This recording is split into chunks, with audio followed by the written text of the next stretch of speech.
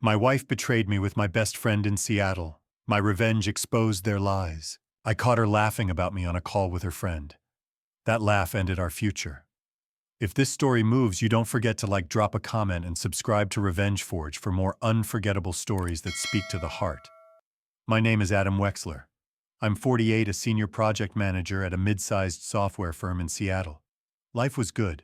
Not billionaire good, but solid. A 7-figure 401k, a waterfront condo, and a marriage that for 12 years felt like a warm fire on a rainy Washington night.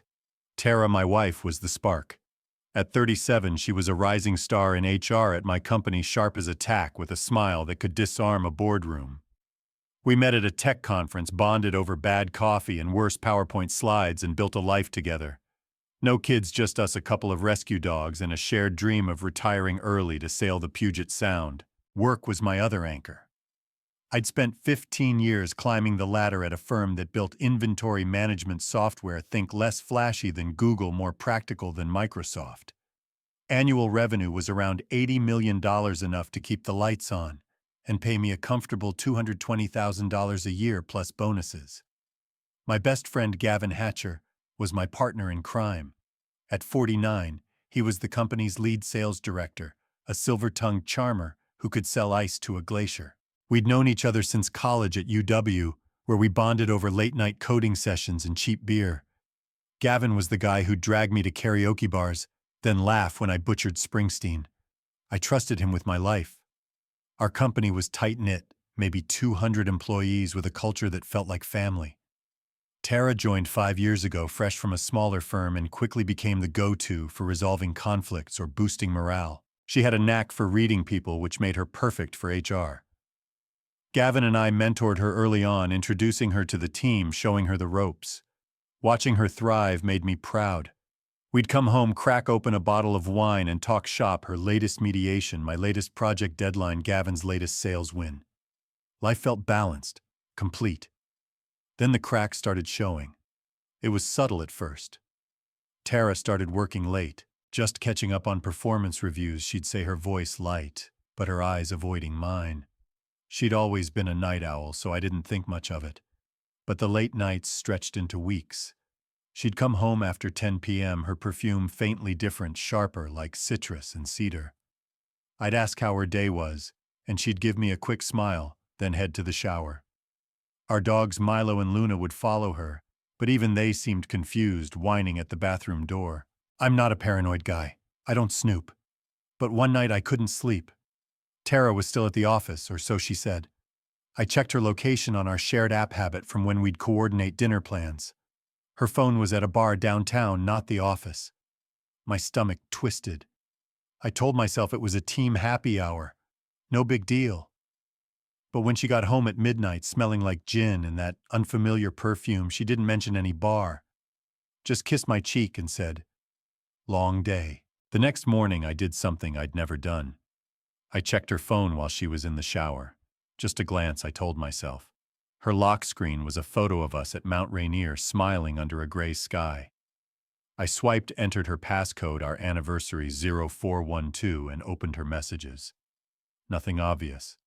Work chats, a thread with her sister, a meme from a friend. Then I saw a text from Gavin sent at 11:47 p.m. last night. "You left your scarf in my car. Want me to bring it tomorrow?" My chest tightened. A scarf in his car. I scrolled up. The thread was short, mostly work stuff, but one message from a week ago stood out. "Meet me at the usual spot. 8 p.m. No reply from Tara, but the timestamp showed she'd read it. I put the phone down, my hands shaking. The shower stopped. I heard Tara humming, oblivious. I wanted to storm and demand answers, but something held me back. Maybe it was fear. Maybe it was pride. I'm a problem solver, not a yeller. So I went to work, smiled through meetings, and started watching. Gavin was his usual self that day, slapping my back, cracking jokes about a client's outdated server. "You good, Wexler?" he asked, leaning against my desk. His grin was wide, but his eyes darted to my phone like he was checking for something. "Yeah," I said, forcing a nod. "Just swamped." Tara was in a meeting across the hall, her laugh echoing through the glass door. I watched her, my wife, my partner, and wondered if I was losing her. Over the next week, I became a detective in my own life. I noticed things I'd ignored before. Tara's new earrings, delicate gold hoops I hadn't bought her. The way she'd angle her laptop away from me at home. The late-night emails she'd send, her fingers flying across the keyboard, then deleting the sent folder. I cross-referenced her calendar with Gavin, something I could do because we all shared schedules for project syncs. 3 off-site meetings in 2 weeks, both their names attached, no agenda listed. I called our IT guy Mike, a buddy from my early days at the firm. "Can you pull server logs for off-site access?" I asked, keeping it casual. He didn't ask questions, just sent me a report. Tara and Gavin had logged into the same VPN from a hotel IP address last Thursday. At 9 p.m. I didn't confront her. Not yet. I needed proof, something undeniable. So I bought a small, voice-activated recorder, the kind used for meetings, and slipped it into her purse one morning. It felt wrong, like I was betraying her.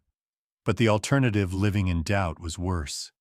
That night she said she had a team dinner. I nodded, kissed her forehead, and watched her leave, her heels clicking on our hardwood floor. The recorder picked up everything. At 7:32 p.m., Tara's voice.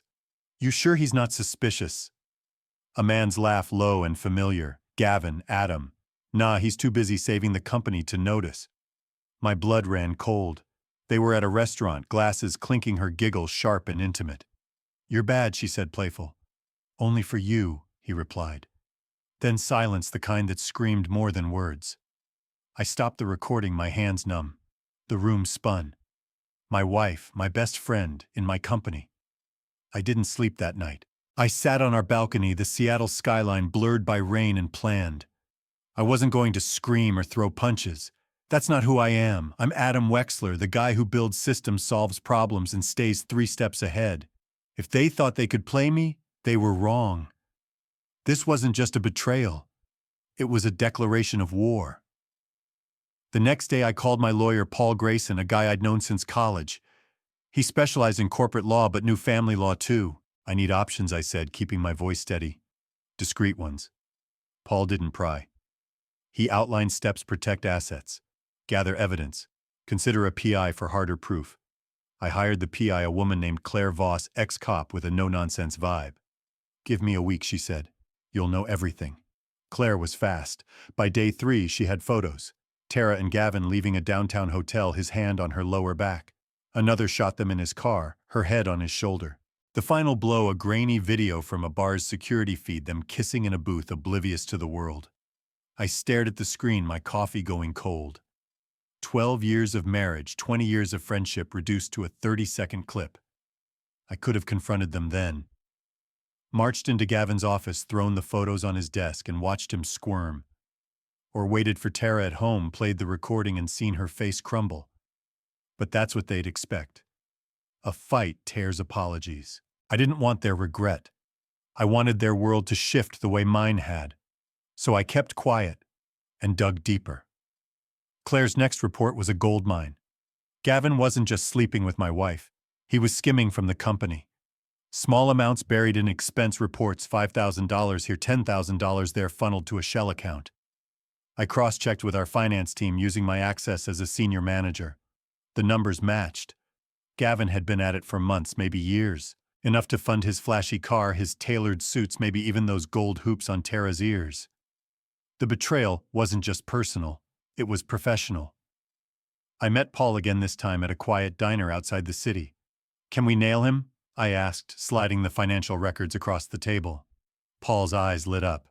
"Oh yeah, embezzlement's a felony. But we need airtight proof." I nodded. "I'll get it." Back at the office, I worked late, pulling server logs, cross-referencing timestamps. Gavin wasn't careful. He'd used his work laptop to access the shell account. Sloppy, arrogant. Tara, meanwhile, was oblivious. She'd kiss me goodbye each morning, her lips soft but distant, and head to work where she'd sit 2 floors above me, planning her next meeting with Gavin. I started noticing her patterns. She'd leave her purse on the kitchen counter when she showered, her phone unlocked half the time. One morning I checked her emails, a confirmation for a weekend conference in Portland. I checked Gavin's calendar, same trip, same hotel. My PI confirmed it, they'd booked 1 room. The Portland trip was in 3 days. I had a choice: follow them, catch them in the act, or let them think they were safe. I chose the latter. Claire rigged their hotel room with a hidden camera, not illegal since it was a public booking, no audio, just visuals. She'd done it before, knew the gray areas. "You sure you want to see this?" she asked, handing me the setup details. "I don't want to see it," I said. "I need to." Friday came. Tara packed a small suitcase, kissed me, and said, "See you Sunday." I smiled, told her to have fun. The dogs watched her go, their tails still. I waited an hour, then drove to the office. Gavin was already gone, his desk empty except for a coffee mug I'd given him years ago, a gag gift from a team retreat. I stared at it, then smashed it in the trash can. First crack in my calm. That night I sat alone in our condo, the dogs curled at my feet, and opened my laptop. Claire's feed was live. The hotel room was dim but clear enough. Tara walked in, laughing, Gavin behind her, his arm around her waist. They didn't waste time. Clothes hit the floor. The camera caught it all. I closed the laptop, my breath ragged. Rain pounded the windows. I wasn't angry anymore. I was cold, focused, ready. Monday morning they'd be back acting like nothing happened. Tara would kiss me. Gavin would slap my back, and we'd all play our parts. But I wasn't their pawn. Not anymore. I had the video, the financial records, and a plan. This wasn't just a revenge story. It was my revenge story. And it was just beginning. Monday morning hit like a freight train. I walked into the office, my laptop bag heavy with secrets. Tara was already there, her desk a clutter of coffee cups and Post-its, her smile bright as she waved at me from across the open plan floor. "Morning, babe." She called, her voice warm, like nothing had happened. Like she hadn't spent the weekend in Portland tangled up with Gavin Hatcher, my best friend turned traitor.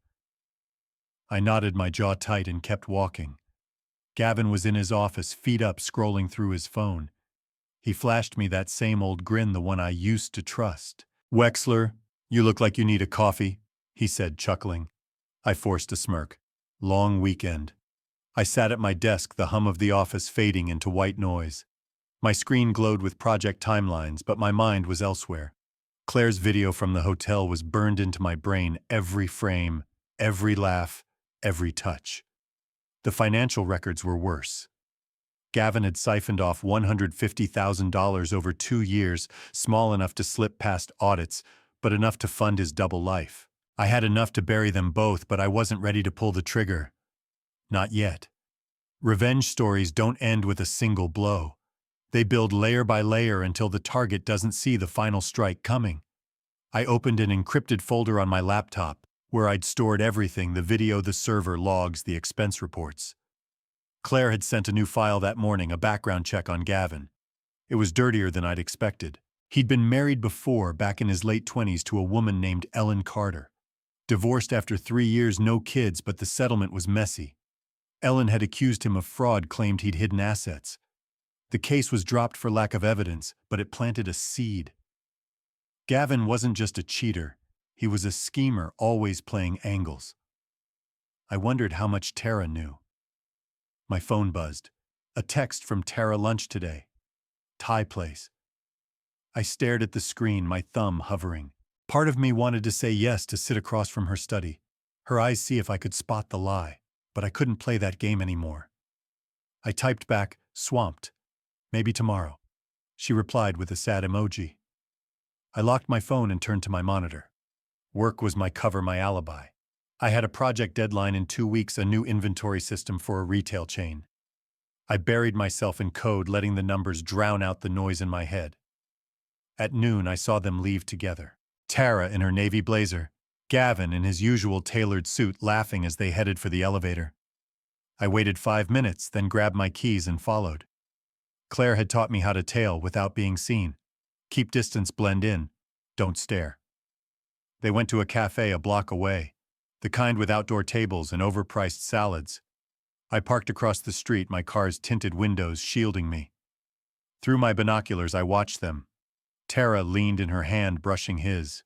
Gavin said something and she laughed, her head tilting back, her earrings catching the sun. Those gold hoops. I gripped the steering wheel until my knuckles turned white. I didn't go back to the office. Instead, I drove to Claire's office, a cramped space above a vape shop in Capitol Hill. She was waiting, her desk piled with files and energy drink cans. "You look like hell," she said, sliding a chair toward me. I didn't sit. "What else you got on Hatcher?" I asked. She raised an eyebrow, then handed me a folder. He's got a second phone, she said. Burner registered under a fake name. Been texting your wife from it for 6 months. Also, he's been meeting with a guy named Victor Lyle, CFO, at a rival firm. Looks like he's shopping your company's client list. I flipped through the pages. Call logs, photos of Gavin and Victor at a bar, a screenshot of an email offering proprietary data for $200,000. My company's data. My work. This enough for the feds, I asked. Claire shrugged. Maybe. But corporate espionage is tricky.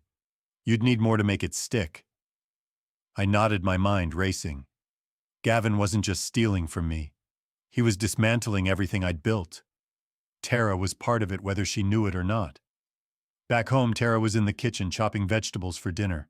The dogs were at her feet begging for scraps. You're home early, she said, glancing up. Her smile was softer now, almost guilty. I wondered if she sensed something.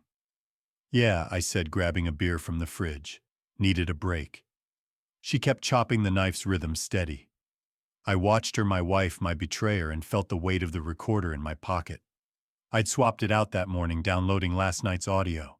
Nothing incriminating, just her talking to her sister about a coworker's promotion. But I kept it running. Every word was evidence. Dinner was quiet. Tara talked about a new HR policy she was drafting, something about remote work. I nodded, ate my stir-fry, and let her fill the silence. After we watched a movie, some forgettable thriller, she curled up against me, her head on my chest. I could feel her heartbeat, steady and warm. For a moment I wanted to believe it was real, but then I remembered the video, the cafe, the gold hoops. I excused myself, said I had emails to check, and locked myself in my home office. I called Paul, my lawyer. I want to freeze our joint accounts, I said. Can you make it look routine? He paused. Yeah, but she'll notice eventually. You sure? I was sure. Tara had access to our savings, $600,000 plus a brokerage account with another $200,000. If she was in on Gavin's scheme, I wasn't letting her walk away with my money. Paul promised to handle it by morning, routing everything through a trust. What about the company? He asked. You gonna blow the whistle on Hatcher? I leaned back, staring at the ceiling. Not yet. I want him to feel safe first. The next day I upped the ante. I asked Mike, our IT guy, to flag Gavin's laptop for routine maintenance. He didn't question it, just scheduled a remote scan. By lunch I had access to Gavin's browsing history, emails, even his cloud drive. He'd been careless, saving client contracts in unencrypted folders, emailing Victor Lyle from his work account. I copied everything, then planted a small script on his system, a tracker that logged every keystroke. If he was selling our data, I'd know exactly when and how. Tara noticed my distance. That night she cornered me in the living room, her arms crossed. What's going on, Adam? You're barely here even when you're home. Her eyes searched mine, wide and worried. I almost laughed. She was good, I'd give her that. Just work, I said, keeping my voice flat. Big project. She stepped closer, her hand on my arm. Talk to me, please. I looked at her, the woman I'd loved for over a decade, and saw a stranger. I'm fine, I said, pulling away. Just tired. She didn't push, but her jaw tightened and she went to bed alone. The first twist came on Wednesday. Claire called me at 6 a.m., her voice urgent. Check your email, now. I opened my laptop, still in my boxers, and saw her message, a photo timestamped last night. Tara leaving a diner in Tacoma, 40 miles south. She wasn't alone. The man with her wasn't Gavin. He was older, maybe 60, with gray hair and a cheap suit. Claire's note. His name's Raymond Holt, private investigator. She hired him 2 weeks ago. My pulse spiked. Tara was investigating someone. Me, Gavin. I called Claire. What's she looking for? I asked. Not sure, Claire said. But Holt's good. Ex-FBI. If she's on to you, you're in trouble. I spent the day rattled. Tara, playing the victim, was now the hunter. At the office, she was all business, leading a staff meeting while I watched from the back. Gavin was there too, charming the room, oblivious to the noose tightening around him. I wondered if Tara suspected his embezzlement, if that's why she'd hired Holt. Or maybe she was covering her tracks, preparing for a divorce, a payout. I couldn't trust her motives, not anymore. That night I tailed her myself. She said she was meeting a friend for drinks. I followed at a distance, my car blending into Seattle's evening traffic. She pulled into a parking lot near Pike Place, but it wasn't a bar. It was a law office. I watched her walk and her purse slung over her shoulder. 20 minutes later, she came out with a woman in her 50s, sharp suit, no-nonsense vibe. I snapped a photo, sent it to Claire. Her reply came fast. Lydia Monroe, divorce attorney, top tier. Tara's gearing up. My stomach dropped. Tara wasn't just cheating. She was planning her exit. Maybe taking half my assets, maybe more.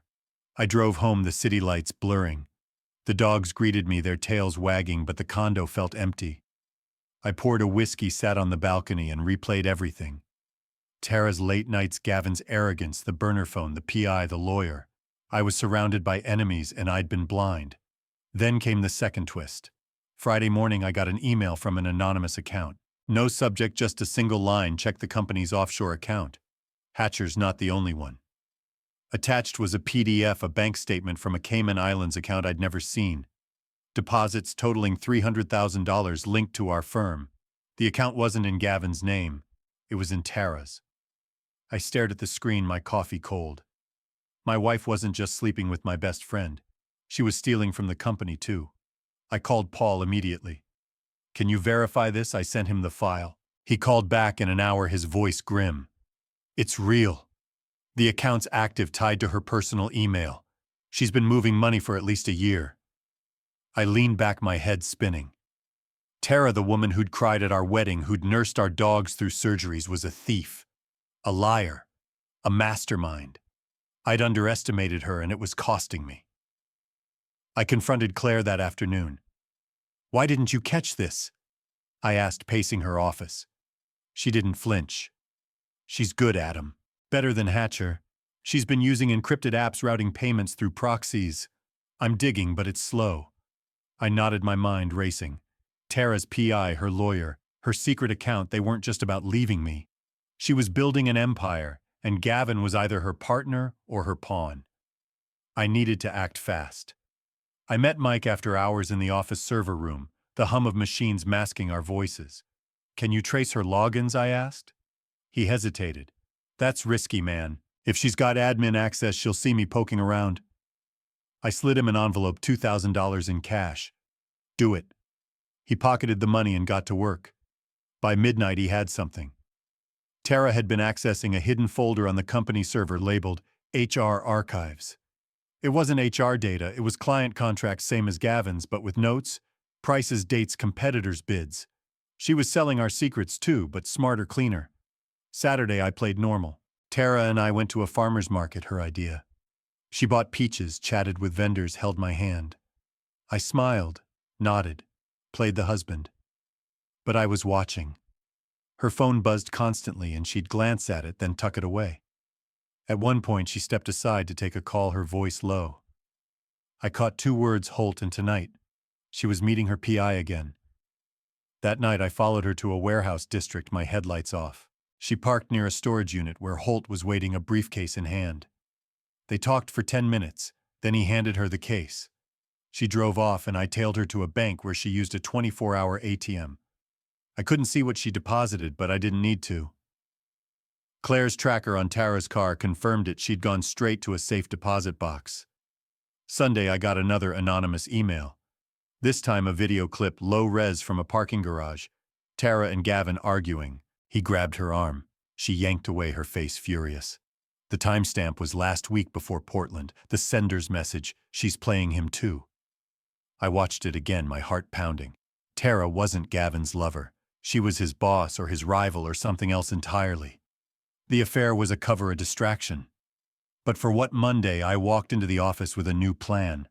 I'd been playing defense, gathering evidence, staying quiet. No more. I called a meeting with our CEO, Diane Kessler, a no-nonsense woman who'd built the company from scratch. I've got something you need to see, I said, handing her a USB drive. It had everything: Gavin's expense reports, Tara's offshore account, the client data leaks. I didn't mention the affair, not yet. This stays between us, I said. She nodded, her eyes narrowing. If this is true, they're done. That afternoon, Gavin was called to Diane's office. He walked out an hour later, pale as tie, loose. Tara was next. She didn't look at me as she passed my desk, her heels clicking.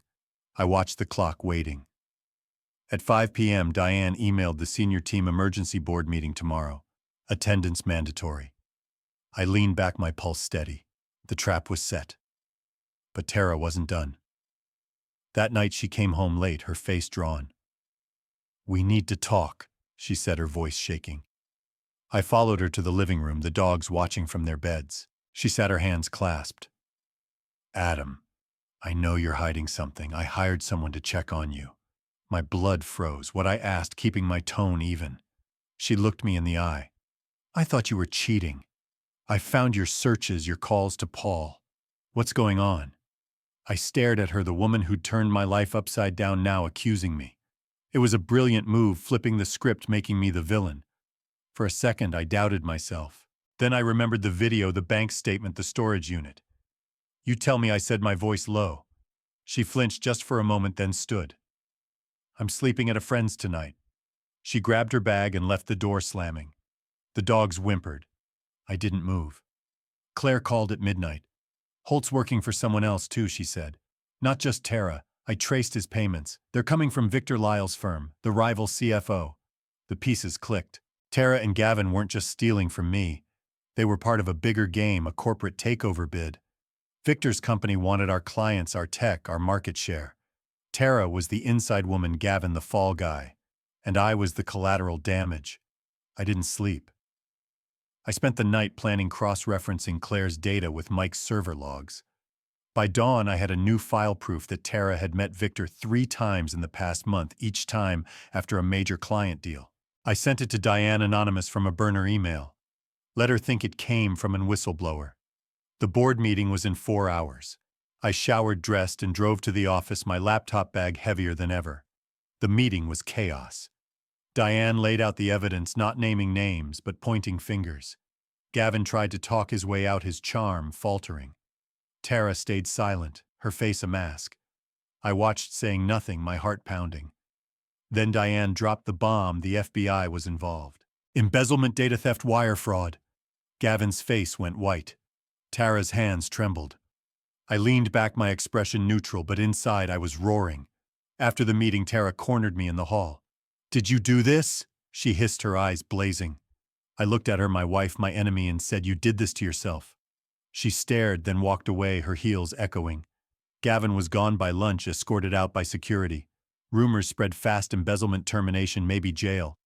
Tara kept working, but her desk was cleared by evening. Diane called me in. "You knew," she said, not a question. I nodded. "Good work," she said. "You're interim sales director. Don't screw it up." I drove home, the city dark and wet. The condo was empty. Tara's clothes gone from the closet. The dogs greeted me, their warmth the only real thing left. I opened my laptop, checked Claire's feed. Tara had checked into a hotel alone. Gavin was at a bar drinking himself stupid. I poured a whiskey, sat on the balcony, and let the rain wash over me. This wasn't the end. Tara was too smart to go quietly. Gavin was too desperate. And Victor Lyle was still out there pulling strings. I wasn't done. Not by a long shot. This revenge story had more chapters, and I was writing them all. The Seattle skyline glittered through my condo's windows, but the city felt like a stranger. Tara was gone, her side of the closet a row of empty hangers. Gavin was a ghost, his office stripped bare after security hauled him out. I sat at my desk, interim sales director, a title that tasted like ash. The dogs Milo and Luna slept at my feet, their soft snores the only sound in the room. My laptop glowed with Claire's latest report. Tara had accessed her safe deposit box again, withdrawing something, documents, cash, maybe both. Victor Lyle, the rival CFO, was still in play, his firm circling our clients like vultures. This wasn't over, not even close. Tuesday morning, I walked into the office, my tie crisp, my face a mask. Diane, the CEO, nodded as I passed her office, her eyes sharp with trust I hadn't earned yet. The board meeting had shaken things up, whispers of FBI involvement, audits, layoffs. I kept my head down, focusing on my new role. Gavin's team was a mess, half loyal to him, half scrambling to save their jobs. I called a meeting, laid out new targets, and watched their faces. Some nodded, others stared, wondering if I was the guy who'd torched their boss. I didn't care. I had bigger problems. Claire met me at a diner that afternoon, her laptop open to a grainy photo. Tara leaving a coffee shop with Lydia Monroe, her divorce attorney. She's moving fast, Claire said, sipping her Coke. Filed papers yesterday. Claims infidelity, yours. I laughed a bitter sound. Me. That's rich. Claire shrugged. She's got texts, Adam. Forged maybe, but they look real. You with some woman named Rachel, late-night chats, hotel bookings. My jaw tightened. Rachel didn't exist. Tara was building a case painting me as the villain to secure alimony, maybe half our assets. Can you trace the texts, I asked. Claire nodded. Already on it, but there's more. Holt, her PI, met with Victor Lyle last night. They're working together. My mind raced. Tara, Victor, Holt, a triangle of betrayal with me in the crosshairs. I leaned back, the diner's neon buzz filling the silence. What's her endgame, I asked. Claire closed her laptop. Best guess, she wants your company's tech. Victor's firm can't innovate, so they're stealing your edge. Tara's the mole, Gavin was the distraction. The affair kept you off balance. I stared at my coffee, cold now. Tara wasn't just cheating. She was orchestrating a corporate heist, and I'd been too busy nursing my broken heart to see it. Back at the office, I dug into Tara's server folder again using Mike's access. The HR archives were a goldmine, client bids, source code snippets, even a draft patent for our new inventory system. My system. She'd been feeding it to Victor piece by piece. I copied everything, encrypted it, and sent it to Paul, my lawyer. Build a case, I told him. Not just divorce. Fraud, theft, conspiracy. Paul's voice was steady. This is big, Adam. You sure you want to go nuclear? I didn't hesitate. She started the war. I'm ending it. That night I got a text from an unknown number, meet me. Midnight, Pier 57, come alone. No signature, but I knew Tara's cadence, the way she punctuated. I should have ignored it, called Claire, played it safe. But I'm Adam Wexler, the guy who faces problems head on. I grabbed my jacket, told the dogs to behave, and drove to the waterfront. The pier was dark, the Ferris wheel looming like a silent giant. Tara stood under a street lamp, her coat tight against the wind. No lawyer, no PI, just her. Her eyes locked on mine, sharp and unreadable. You set me up, she said, her voice low. The FBI, the audits, it's you. I stepped closer, my hands in my pockets. You're one to talk. Offshore accounts, Victor Lyle, fake texts. What's next, Tara blackmail? Her lips parted just for a second, then hardened. You don't get it, Adam. I was protecting us. Gavin was the problem, skimming money, selling secrets. I played along to trap him. I laughed, cold and sharp. Nice try. I've got your files, your meetings, your safe deposit box. You're not the hero here. She stepped forward, her perfume hitting me like a memory.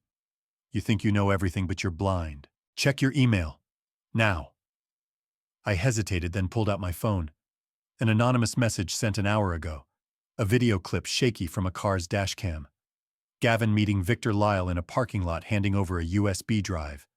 The timestamp was last month. Tara's voice was in the background, faint but clear. He's selling us out, Victor. We need to move faster. I froze. Tara wasn't working with Gavin. She was using him just like Claire had said. But for what? Explain. I said, my voice steel. She crossed her arms. Gavin's been bleeding the company for years.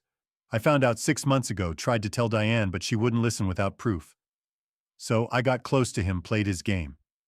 Victor was my contact. He promised to expose Gavin if I fed him data. It was a deal, Adam, for us.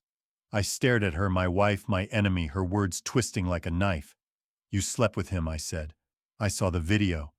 Her eyes flickered, guilty. I had to make it real. For the plan. I turned away, the water black and endless. You broke us, Tara. For nothing. She grabbed my arm. I'm sorry, okay? I thought I was saving the company, saving you. Let me fix this. I yanked free, my voice low. You don't fix this. You don't fix us. I walked away, her silhouette fading in the fog. Back in my car, I gripped the wheel, my breath ragged. Tara's story didn't add up. If she was trapping Gavin, why the divorce papers? Why the fake texts? She was playing me still. The next morning, Claire dropped a bomb. Holt's dead, she said, her voice clipped. Car accident last night, single vehicle, no witnesses. Cops are calling it a DUI, but I don't buy it. My stomach churned. Holt, Tara's PI, the ex-FBI guy who'd been tailing me, working for Victor. Dead hours after I met Tara. You think she's involved? I asked. Claire's eyes narrowed. Her or Lyle. Someone's tying up loose ends. I leaned back, the office's hum distant. Tara wasn't just a thief. She was dangerous. I called Diane, told her everything, Holt Victor Tara's double game. She listened, her face unreadable through the video call. We're locking down the servers, she said. No one touches client data until the FBI sorts this out. You're running point on sales, Adam. Keep the team steady. I nodded, but my mind was elsewhere. Tara had vanished her hotel room, empty, her phone off. Claire tracked her car to an airport parking lot, but no flight records. She was a ghost, and I was running out of time. The third twist hit that afternoon. Mike, the IT guy, burst into my office, his face pale. You need to see this. He pulled up a server log, a hidden script buried in the code. It wasn't Tara's or Gavin's. It was mine. My login, my credentials time-stamped last week, uploading client data to an external drive. I didn't do this, I said, my voice hollow. Mike nodded, but his eyes were nervous. Someone framed you, man. And it's tight. Looks real. I stared at the screen, my pulse pounding. Tara. She'd used my access, my trust, to make me the fall guy. If Diane saw this, I was done, fired, maybe arrested. I called Paul, sent him the logs. Can you fight this, I asked. He sighed. It's bad, Adam. Your login, your IP. We need to prove it's a setup, and fast. I hung up, my hands shaking. The office felt like a cage, every glance from a coworker a judgment. I grabbed my laptop and left, driving to Claire's office. Find her, I said, slamming my fist on her desk. Tara's behind this, all of it. Claire didn't flinch. I've got a lead. Her safe deposit box, there's a second key registered to a guy named Ethan Walsh. Small-time hacker, works for Victor's firm. I nodded, my jaw tight. Get me everything on Walsh. By evening, Claire had a file. Ethan Walsh, 32, a freelance coder with a rap sheet, cyber theft, fraud, nothing major. He'd been meeting Tara for months, posing as a consultant. Photos showed them at a tech meetup, her hand on his arm, his smirk too familiar. Another lover, another pawn, I didn't care. Walsh was the key. Claire tracked him to a dive bar in Fremont. I went alone, my anger a live wire. The bar was dim, reeking of stale beer. Walsh was in a booth, nursing a whiskey, his laptop open. I slid in across from him, my eyes locked on his. You know who I am? I asked. He smirked, unfazed. Adam Wexler, the guy who's about to lose everything. I leaned in, my voice low. Tara's framing me. You're helping her. Talk, or I go to the feds with your name. His smirk faded. You don't scare me, man. She's got you pinned. Those logs ironclad. I pulled out my phone, played a clip. Claire had sent an audio of Walsh and Tara planning the server hack. His face went white. Where'd you get that? He stammered. I stood towering over him. Last chance. Where's she going? Walsh cracked. She's leaving tonight. Private jet, Victor's company. They're heading to Singapore, new identities. She's got your client list, your code, everything. I nodded, my mind racing. One more thing, I said. The frame job. Undo it. He hesitated, then typed fast, his fingers shaking. It's done. Logs are clean, but she'll know. I walked out, the bar's noise fading. Tara was running, but I wasn't letting her escape. I called Diane, sent her Walsh's confession, the audio, everything. She was livid but focused. The FBI's on it, she said. They're grounding Victor's jet. Stay put, Adam. I didn't. I drove to the airfield, my car screaming through the rain. Claire met me there, her SUV idling. You sure about this? She asked. I nodded, my jaw set. She doesn't get to win. The jet was on the tarmac, engines humming. FBI agents swarmed, lights flashing. Tara stepped out, hands raised, her face pale but defiant. Victor was cuffed beside her, his suit rumpled. I watched from a distance, Claire's binoculars steady. Tara's eyes scanned the crowd, finding mine. For a moment, we were back at that tech conference, laughing over bad coffee. Then she looked away and the agents led her to a van. Victor followed, shouting about lawyers. The jet's engines died, the night silent, except for the rain. I didn't go home. I drove to the pier, the same one where Tara had tried to spin her lies. The water was black, the city lights distant. I thought about our wedding, her vows, my trust. I thought about Gavin, broken and drunk, his life unraveling. I thought about Holt dead in a ditch and Walsh running from his own mistakes. And I thought about me, Adam Wexler, the guy who'd built a life, lost it, and clawed it back. Diane called the next morning. "You're clear," she said. "Walsh's confession checks out. Tara's facing charges, fraud, theft, conspiracy. Victor, too. Gavin's cutting a deal, ratting them out." I nodded, my voice steady. "What about the company?" She paused. "We're rebuilding. You're permanent sales director if you want it." I said I'd think about it. The dogs were waiting, their tails wagging.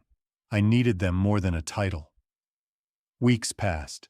The office settled, the rumors faded. I sold the condo, moved to a smaller place near the water, just me and the dogs. Tara's trial was set for next year, but I didn't follow the news. Gavin was gone, maybe in witness protection, maybe worse. Victor's firm collapsed, its stock tanking. I kept working, kept building, but something was different. I wasn't the guy who trusted easily anymore. Maybe that was the real cost. One night I got an email, no sender, just a single line: "You won, but you lost too." No signature, but I knew Tara's voice even in text. I deleted it, poured a whiskey, and stepped onto my balcony. The stars were out, rare for Seattle. I thought about her words, her lies, her empire of betrayal. Was she right? Had I lost something, trust, love, myself? Or had I gained something harder, sharper, truer? I raised my glass to the night, to the man I'd become. Not a hero, not a victim. Just Adam Wexler, the guy who'd written his own revenge story. And I'd write more, because life doesn't stop, and neither do I. What would you have done? Let her win or burn it all down? Tell me, because I'm still deciding if I did the right thing. Like what you heard, hit that like button, share your thoughts in the comments, and subscribe to Revenge Forge, because the next story might just be your favorite one yet.